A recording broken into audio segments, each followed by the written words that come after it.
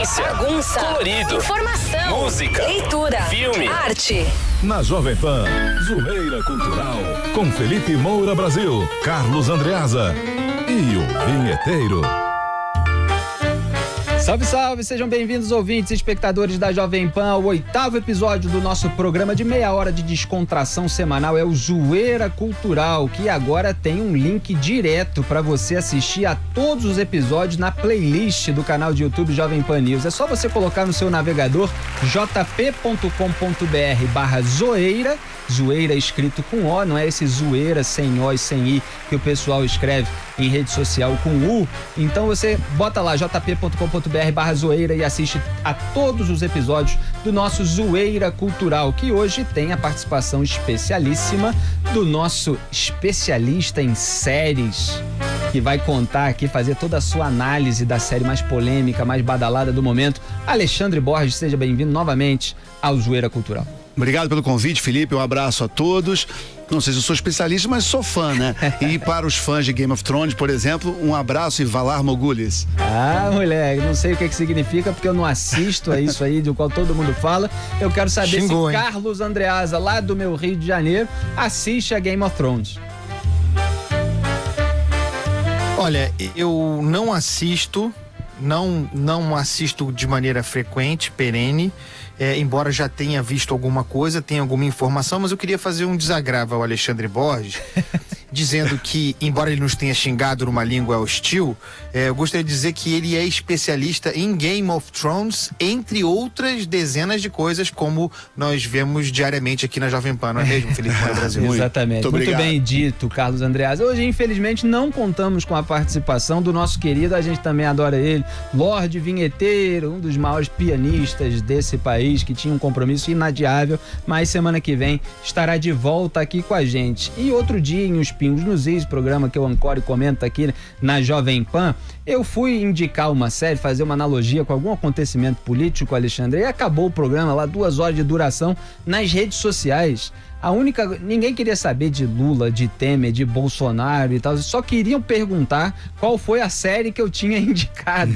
Então eu percebi que o pessoal precisa de indicações, de orientações, porque sempre nas horas vagas, no tempo livre, quer assistir alguma coisa e não sabe o que, fica procurando lá. Eu passo horas procurando filmes e séries também, mas a gente tem uma série de indicações, então a gente fez esse programa só para isso. Você indique para os seus amigos, para os seus parentes, porque eles vão ficar aí com meia hora de dicas. Mas o assunto do momento é Game of Thrones, então eu dou a palavra a Alexandre Borges, que vai fazer uma análise metafísica, filosófica da série aqui de improviso no nosso Zoeira, não é isso, Alexandre? Vamos lá. Primeiro, então, a brincadeira que eu fiz com vocês, Valar Morghulis é uma expressão em alto valeriano, que é uma das línguas faladas na série, que quer dizer todos os homens têm que morrer. E quem assiste a série sabe o contexto que ela normalmente é falada, né? De qualquer jeito, o que tem de interessante em Game of Thrones? Eu gostaria, em primeiro lugar, de dizer que nós, fãs de Game of Thrones, queremos um lugar de honra entre os grandes chatos da humanidade. Os crossfiteiros, os veganos, né? Quer dizer, você tem alguns, os cicloativistas, enfim. Você tem alguns nichos que são muito chatos, né? E eu gostaria de incluir os fãs do Game of Thrones, como eu, entre a elite dos chatos, né? Porque a gente tá sempre querendo saber, você assiste, enfim. E se você não assiste, a gente tende a achar que você tem algum defeito de caráter. Mas já tá nesse nível de crossfiteiro, já? Já tá nesse nível de crossfiteiro. Esse nível é alto. Eu sei. Mas daquele nível que você fica discutindo teorias, enfim. E é uma série que nasce de grandes livros enormes escritos pelo americano George R. Martin, que foram adaptados pela HBO para TV. E a gente que acompanha a série há tantos anos, há 10 anos, este domingo a série finalmente se encerra. É o último capítulo e tem muitas dúvidas no ar, né? Porque, como o nome já sugere, tem uma guerra acontecendo. É a guerra pelo Trono de Ferro, pelo Iron Throne, né? E por isso que é a Guerra dos Tronos.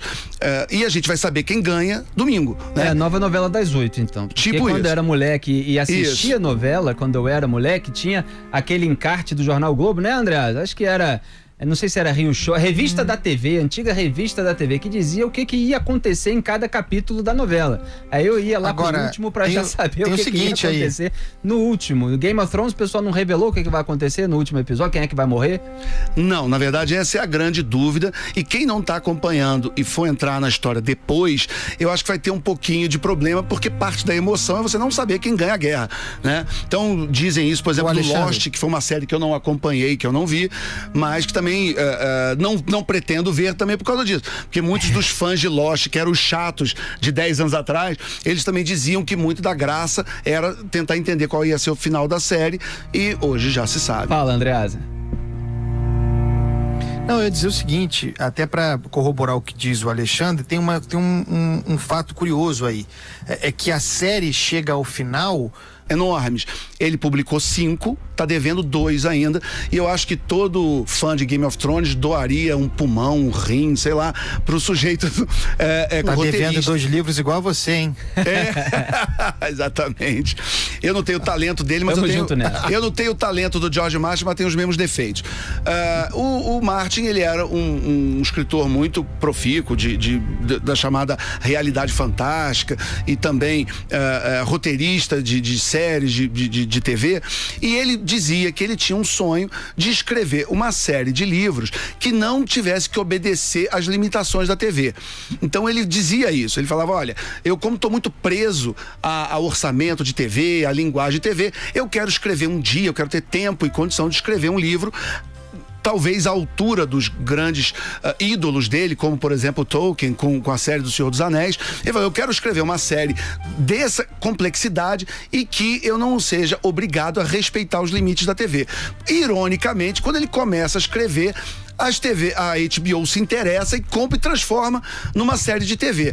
E eu acho que isso é parte do sucesso. É uma alta literatura, a qualidade do texto é absolutamente fantástico. Na adaptação para TV, que eu acho que foi feita também com muita habilidade, com muita qualidade, a TV conseguiu traduzir parte da qualidade do enredo, dos personagens, da história, mas também respeitando um pouco da linguagem da TV. Os fãs da série reclamam muito das últimas 2 temporadas, da 7ª e da 8ª, que é essa que conclui. Por quê? Porque foram as únicas que não tinham livros para se referenciar, né? Quer dizer, a série ultrapassou a velocidade do escritor, e hoje nós estamos vendo cenas e essa conclusão da história, ela chega antes do livro final da série. Mas o que se sabe, de qualquer jeito, o que a gente ouve, o que a gente lê nos sites de fãs, é que quando o George Martin assinou o contrato com a HBO, ele já tinha dito qual era o final que ele imaginava para a série, e ele dizia que mesmo que ele não conseguisse completar os livros, a HBO deveria se comprometer a, pelo menos lá no final, chegar à conclusão que ele tinha imaginado. Mas é uma série que, claramente, como se sabe, tem muitas licenças poéticas, e ela desrespeita, em parte, coisas dos livros. Como se sabe, não, que eu não sei nada, por exemplo, e muita gente que está assistindo não sabe nada de Game of Thrones, está entendendo aí a lógica da criação, dos contratos e tal, mas não está entendendo nada da história. Então eu vou perguntar pro Carlos Andreasa, com o pouco que ele assistiu dessa série, se ele conseguiria fazer uma sinopse do jeito Andreasa. Então, Andreasa, se você tiver que resumir aí em 3 linhas o que é Game of Thrones, como é que você faz?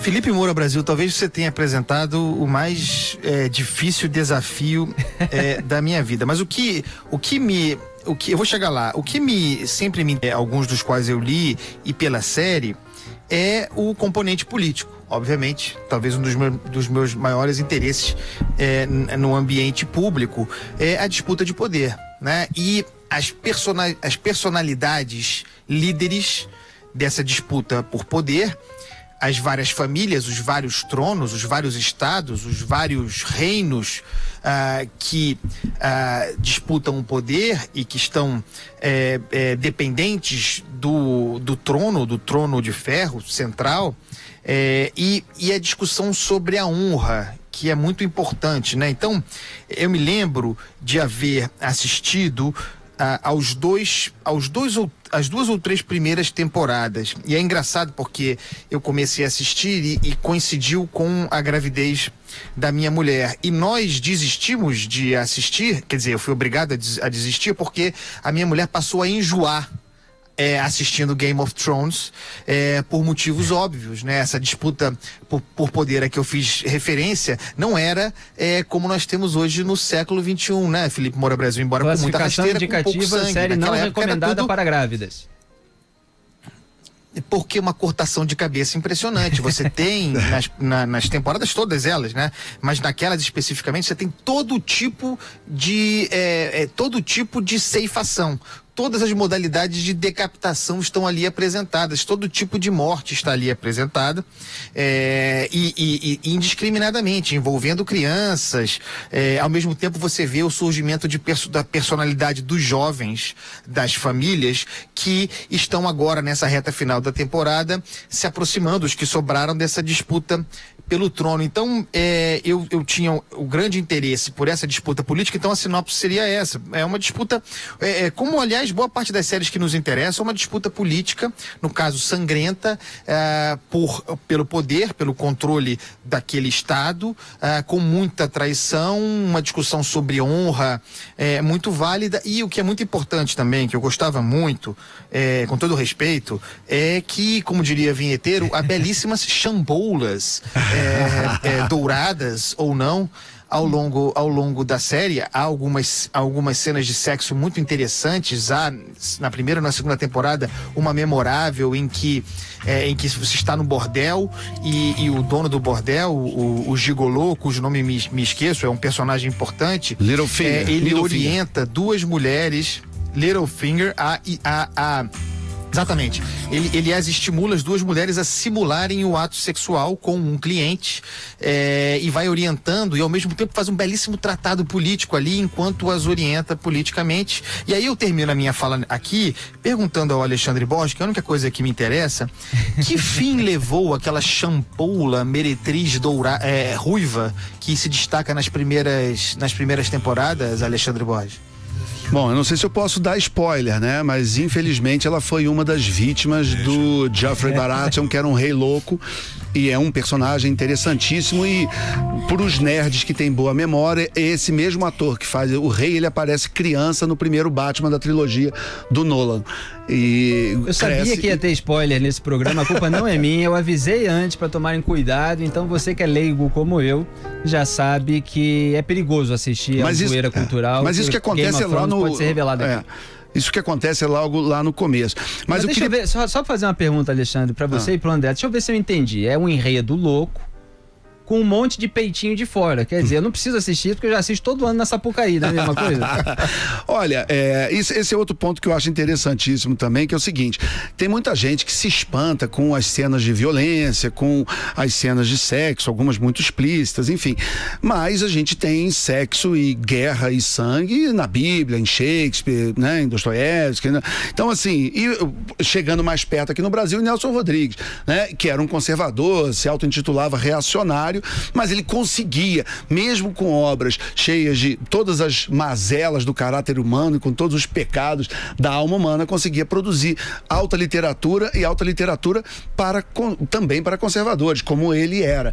Então, muita gente até que se identifica com esse lado do espectro político e às vezes se ressente disso, e a resposta é: olha, se você não encara, você não consegue consumir conteúdo artístico que tenha sexo e tenha guerra, você não consegue ler a Bíblia, você não consegue ler Shakespeare, né? Então, encare Game of Thrones da mesma maneira que você encara todas essas outras expressões da genialidade humana. Só contextualizando o caso do Nelson Rodrigues, na verdade ele era chamado de reacionário injustamente pelos seus críticos. Ele era um conservador, e o reacionário, como diz o Anthony Quinton, é o revolucionário do avesso, e ele fez uma ironia que o pessoal até hoje confunde e passou a se auto-intitular reacionário com um certo orgulho. Ele pegou aquele xingamento que era era feito contra ele e falou assim: sou reacionário, reajo contra tudo que não presta. Perfeito. E aí ele passou a dar um novo significado à palavra usada injustamente contra ele, e essa palavra, por muita gente até que não conhece a teoria política, que encara o reacionário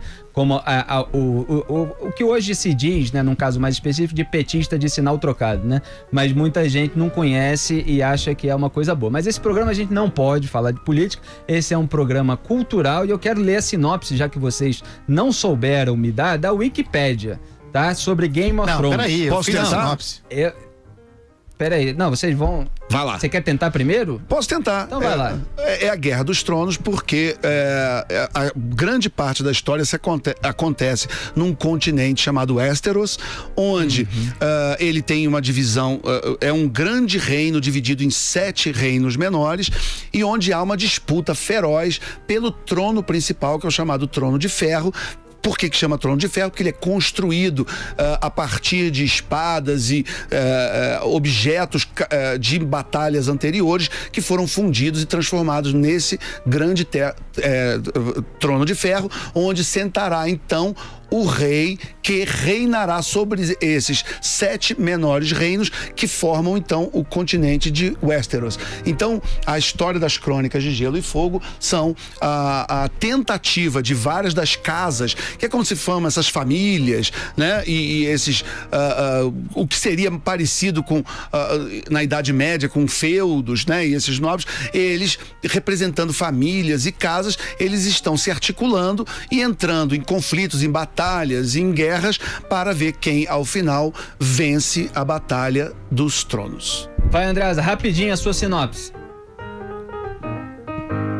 Não, a minha sinopse eu já dei, vou fazer de novo não, já falei, disputa de poder naquela época, com peitinhos de fora. Não, e algum grau de relação incestuosa também, que é muito importante pro desenrolar da trama, né? Também tem essa discussão. Também tem de tudo, né? É o mundo que a gente encontra agora também, tá? Só não tem a cortação de cabeça, não vamos nos enganar a esse respeito. E eu queria só fazer o seguinte: Felipe fez referência desdenhosa ao Game of Thrones, sobre os peitinhos de fora e tal. Porque eu chamei crossfiteiro de chato, ele se ofendeu. Imagina, tem total respeito. Não, mas ele não é crossfiteiro, o Felipe Moura Brasil nunca... e aos fãs agora de Game of Thrones. Agora é o seguinte, o negócio é o seguinte: na Sapucaí não se vê mais peitinhos de fora há muito tempo. A Sapucaí tá politicamente correta, né, agora, Andreasa. Mas enfim, vamos passar aqui para outras séries, porque essas são mais do meu conhecimento. Vocês já falaram demais sobre Game of Thrones. Eu indiquei outro dia Operação Êxtase. Assistam, Undercover no original, uma série policial belga. Quem diria que um dia a gente ia estar assistindo a esses conteúdos que não eram disponíveis pra gente na locadora, né? Eu era rato de locadora quando era moleque, imagino que você, Alexandre, e Andreasa também eram. A gente não tinha acesso ao conteúdo audiovisual produzido em tantos países como tem hoje em casa por meio do controle remoto. Então, uma produção absolutamente brilhante. São agentes disfarçados de casal que alugam um chalé vizinho ao de um traficante de êxtase, ali na fronteira, ali é Bélgica com Holanda. E você não entende, obviamente, uma palavra, tem que ler as legendas, mas são atores absolutamente sensacionais. Fica aquele clima de tensão durante os 10 episódios da série, mas sempre com muita inteligência, porque agentes disfarçados sempre tem aquele risco de serem descobertos. Aí tem capanga que começa a desconfiar, aí tem capanga que trai o chefe, e aí o chefe manda matar, o chefe mesmo mata, e aí depois começa a dar errado as coisas pro traficante, e aí ele não sabe quem é que tá alertando ao policial. Então fica uma tensão o tempo todo. E esse ator que faz o vilão, Frank Lammers, eu não sei se é assim que se pronuncia, faz o Ferry Bullman, é sensacional, tá aí pra mim na lista dos melhores vilões da história da TV. Pode entrar, eu daria todos os prêmios pra essa série. A esposa dele também, do traficante, faz uma personagem burra, mas que aos poucos vai começando a perceber algumas coisas. É genial, e o casal de agentes disfarçados é absolutamente preciso. Então, uma série divertida que vale a pena assistir. Eu assisti gripado num sábado de cama, 9 episódios, e fui assistir ao 10º domingo. E eu já estou, obviamente, órfão dessa série. Imagino você, Alexandre, que dedicou 10 anos da sua vida a Game of Thrones, o quanto você vai precisar de terapia a partir da semana que vem. Andreasa, quer falar alguma coisa enquanto eu não dou a minha lista de séries e filmes internacionais? Não, eu quero falar o seguinte. Eu sou péssimo de filme, eu sou uma pessoa de caráter forte, personalidade forte, mas em matéria de série, eu sou bastante fraco, frouxo mesmo, e sempre fui guiado pelas minhas namoradas e agora pela minha mulher. Então, no passado, uma namorada minha de outrora gostava de Friends. Então, eu via Friends, vi todos os episódios de Friends e eu gostava, porque eu não tenho muito critério para crítica para audiovisual. Eu vou e assisto. Se estiver vendo novela, eu vejo novela. O cara não quer assistir. Os caras não querem assistir, recentemente ficam botando a culpa nas ex-namoradas. É brincadeira, assume. Escuta, deixa eu fazer a defesa do amor. Eu estou defendendo o amor e você não entende isso. E agora, mais recentemente, na companhia da mulher com quem escolhi viver o resto dos meus tempos, eu vi uma série de que eu gostei muito, estou vendo porque não acabou muito, que se chama Suits, e é sobre o universo do direito, dos advogados corporativos nos Estados Unidos, e eu com isso preencho uma frustração antiga minha, porque eu acho que eu gostaria de ter estudado direito, eu gostaria de ter sido advogado, poderia ter feito tudo isso, estar aqui hoje com uma formação mais completa, me preparando para ser o próximo indicado ao Supremo Tribunal Federal. Escolhi o jornalismo, então é isso aí, é o que temos para hoje. É isso aí, Carlos Andreas. Uma curiosidade sobre essa série que ele citou, a Suits, uma das atrizes era a Duquesa de Sussex, a esposa do príncipe que casou com o irmão o príncipe Harry, irmão do príncipe William, né? A dona Meghan, como é que é o nome dela mesmo? Mark.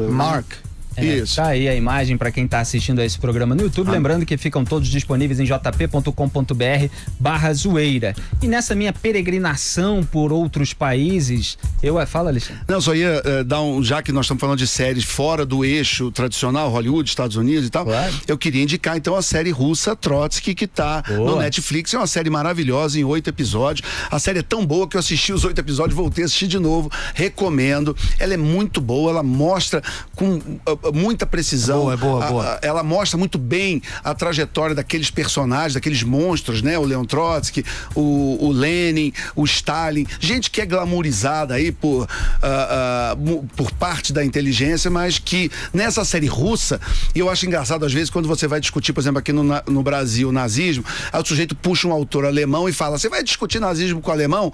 Então, você não vai, caro amigo esquerdista, você não vai discutir a Revolução Russa com russo. Essa é uma série russa. Então, assista e veja o que os russos daquela série dizem de quem foi seu Leon Trotsky. Vale a pena, não perca. Como eu já trato 15 horas por dia de política, quando eu vou assistir a séries e filmes, eu prefiro suspenses criminais, filmes policiais, séries policiais. Então, aqui vou indicar aqui o cinema coreano. Esse programa já citou o K-pop, os escândalos sexuais da música pop coreana, agora vai indicar os seus ouvintes e espectadores da Coreia, grande público do Zoeira Cultural, o filme The Negotiation, né, que tá lá, negociação, perdão. Porque tem uns filmes, uns títulos no Netflix que ficam no original em inglês, eu não sei por que eles não traduzem, mas significa negociação, mas tá lá em inglês. São quando coreanos são sequestrados na Tailândia, uma negociadora da polícia de Seul deve fazer o possível para salvá-los. É muito bom, essa atriz que faz o filme é ótima, já me tornei fã dela e me lembrou vários filmes com negociador, como o Negociador com Ed Murphy também, que eu gostava muito, A Negociação com Kevin Spacey e Samuel L. Jackson, O Plano Perfeito com Denzel Washington e o Clive Owen, aliás um filme menos militante, pelo menos pelo que eu me lembro, se eu assistir de novo eu vou encontrar certa militância, né, Alexandre? Do Spike Lee, que acabou vencendo o Oscar de roteiro adaptado nesse ano com o Infiltrado na Clã, O Plano Perfeito, aquele assalto a banco, que fica escondido lá, é muito interessante esse filme, vale a pena ver. E tem também The Witness, A Testemunha. Esse filme é muito divertido para você assistir com a sua família. Um filme coreano que tem também um crime e o sujeito testemunha, como naquele clássico da Sessão da Tarde com Harrison Ford, que ganhou o Oscar de melhor roteiro original. E também de montagem, eu tinha anotado aqui, montagem, 1986. Então, o sujeito que acabou de se mudar para o prédio testemunha um crime lá no local e quando a polícia chega procurando testemunhas oculares, será que ele vai falar? mas na verdade o sujeito é um frouxo, chega a dar raiva dele, mas vale a pena ver depois o que acontece. E é um filme também que reconhece o mal das pessoas. A gente às vezes fala disso, né, Alexandre? Que sempre no debate político, inclusive, é atribuído a causas sociais, etc. E a gente vê que em alguns filmes o mal, a perversidade, a crueldade tá lá em toda a sua inteireza, sem maiores explicações sociais para aquele fenômeno, né? Quer complementar alguma coisa a respeito? Nesse sentido de bem e mal também, me lembra o Gran Torino do Clint Eastwood, que é um filme maravilhoso. Deem uma checada, porque ele vai muito nessa complexidade politicamente incorreta da alma humana. Então você tem ali vários grupos sociais num bairro convivendo, brancos, asiáticos, negros, e toda a temática racial envolvida no Gran Torino é colocada numa maturidade que poucas pessoas conseguiriam chegar. É coisa de gênio, é coisa de Clint Eastwood. Fala, Andreasa.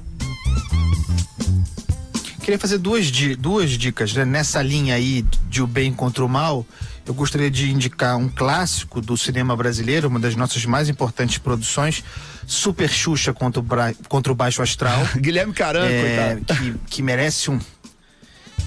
Que merece um olhar mais atento, uma atenção melhor, uma crítica mais apurada, é uma obra importante. Muito importante. Também sobre mal, e já que falamos sobre Trotsky, puxando aqui pro meu lado, precisamos ler também, já que falamos sobre Trotsky, ler a biografia do Trotsky, do Robert Service, que complementa muito bem a série a que fez referência Alexandre Borges. É isso.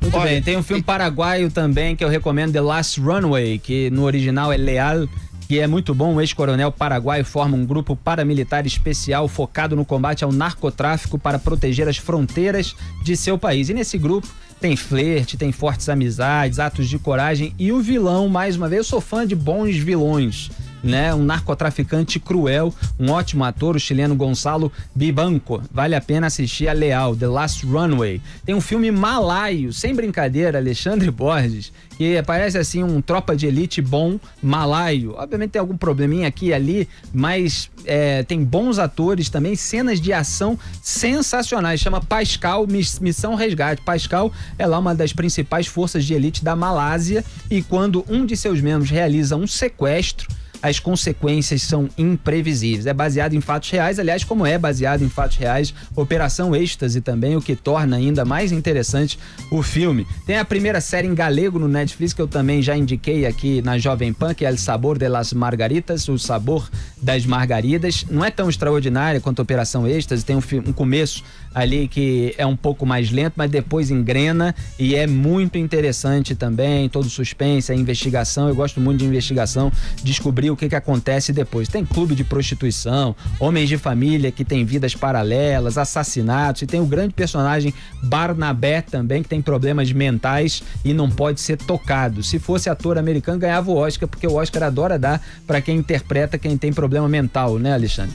Eu queria pegar um gancho sobre o que você levantou de tramas policiais que discutem o bem e o mal e também baseados em fatos reais. Um filme que eu sou absolutamente apaixonado, que foi lançado tem 2 meses, que está no Netflix. É uma produção do Netflix, que no original é The Highwayman e em português é Estrada Sem Lei, com Kevin Costner e Woody Harrelson em grande forma. O filme é absolutamente maravilhoso. Eles fazem 2 policiais dos saudosos Texas Rangers e que eles vão atrás do casal do crime mais famoso, que era o Bonnie e Clyde. Então esse filme é imperdível, assista sem erro. Eu assisti e ouvi o seu comentário aqui na Jovem Pan a respeito. Maravilhoso.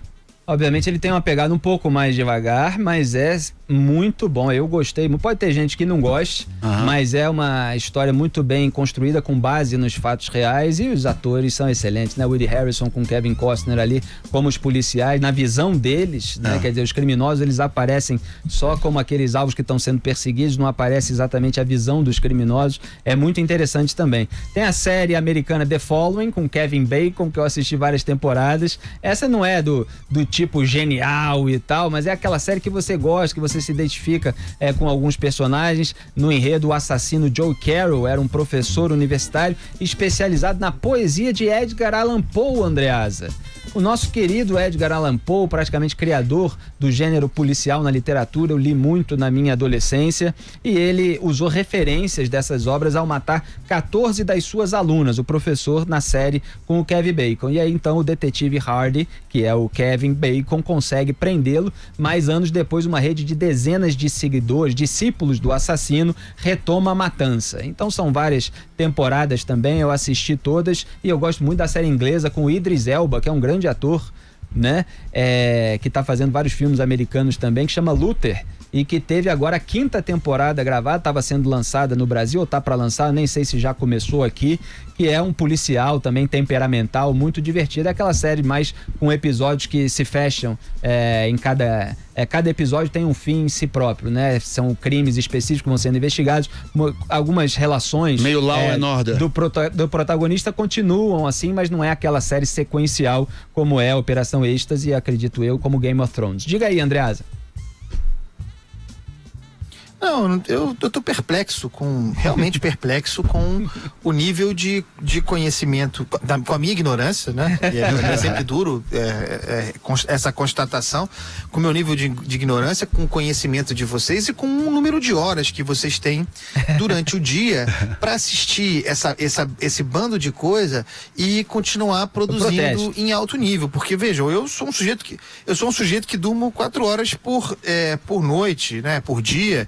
E trabalho loucamente, operário, não tenho tempo. Eu ontem, inclusive, senhoras e senhores, eu estava assistindo um episódio antigo do Game of Thrones, um episódio antigo de Game of Thrones em casa, 9h32, 21h32 da noite, eu e minha senhora, depois da minha filha ver dormido, nós sentamos para ver Game of Thrones, a temporada 3, tomando um gostoso vinho branco, e eu dormi com o vinho na mão. Esse é o estado de coisas. Obrigado, Jovem Pan.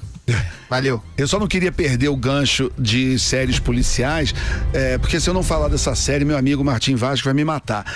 A série The Wire, que em português é A Escuta, uma série também da HBO da década passada, em 5 temporadas. Então deem uma olhada também. O meu amigo Martim diz que é a melhor série já feita em todos os tempos. Não, você pode discutir se é ou não, mas é uma série excelente, deem uma olhada. Filmes espanhóis também eu recomendo, Seu Filho, por exemplo, e Um Contratempo, os dois com o José Coronado, que é um excelente ator. E, Andreasa, são 10 anos para conseguir indicar todos esses filmes e séries aqui num programa de meia hora. Daqui a 10 anos a gente vai ter que fazer outro. Você não pensa que é assim não, que a gente tem tempo disponível para assistir a tudo isso, demorou muito tempo. Vocês viram Casa de Papel? Não, eu não assisti a Casa de Papel, mas a gente passa a assistir a partir de agora e daqui a uns anos faz um Zoeira Cultural a respeito. Eu tenho que encerrar o programa. Lembrei agora. Assistiu? Então comenta. Eu assisti. Na semana agora. Que vem, André, a gente está com o tempo estourado, já tem programa jornalístico querendo começar aqui nesse estúdio. É um prazer receber você, Alexandre Borges. Muito obrigado. Não vou comentar não gostei. Muito obrigado, meu irmão. Tchau. André não vai comentar a Casa de Papel que não gostou. Olha, Zoeira Cultural você encontra no YouTube em jp.com.br/zoeira. Quer dizer, é só colocar lá no navegador, nem precisa abrir o YouTube, que ele mesmo abre diretamente na playlist com os 8 episódios do nosso programa, nossa meia hora de descontração semanal. Envie esse link para os amigos que querem saber o que assistir nas plataformas de streaming. Até semana que vem, um grande abraço a todos. Alegria, irreverência, bagunça, colorido, informação, música, leitura, filme, arte. Na Jovem Pan, Zoeira Cultural, com Felipe Moura Brasil, Carlos Andreasa e o Vinheteiro.